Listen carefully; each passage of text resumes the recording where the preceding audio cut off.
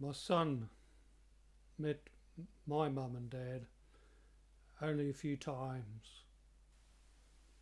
So in a way, they're more part of his family history than his close family. Yet in time, he might grow to think of them with fondness, as I view some in my family history. My mother's mother, Nobi, was orphaned at the age of 5 and was then brought up by her aunt, her mother's father's sister. Yet Auntie, Caroline, was always thought of as her mother and always remembered with great fondness, along with Uncle Jacob. And this fondness was remembered by my mother, who knew them even though I did not.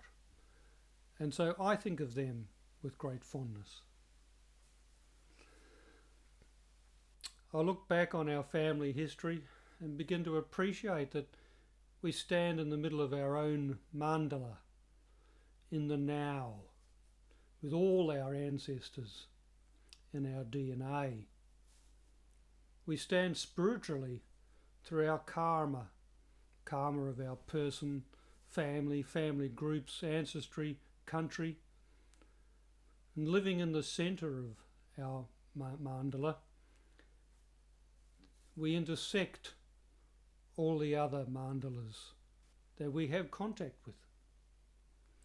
And we express a spiritual genealogy that transcends any one member of any one family tree. For example, Mum's brother Max had a friend George who believed and talked about a great many spiritual matters. Mum persuaded Dad to listen to George in the early 1950s. One idea led to another, one book to another. They took to becoming vegetarian in 1956. They joined the Theosophical Society in 1966, the Round Table for us kids, where Mum played the organ.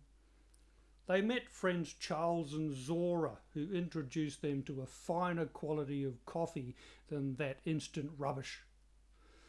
I am now obsessed with fine coffee. Who do I blame for this?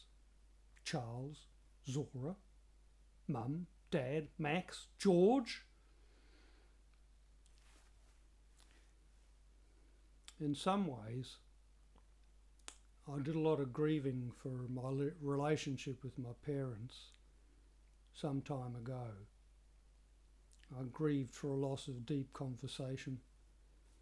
I grieved for their lessening of inquisitiveness. And yet a deep love was always present. I express to you my deep gratitude to my mother for my upbringing, for the singing, for the spiritual interest, for the encouragement to follow my heart and my interests, for family, for love.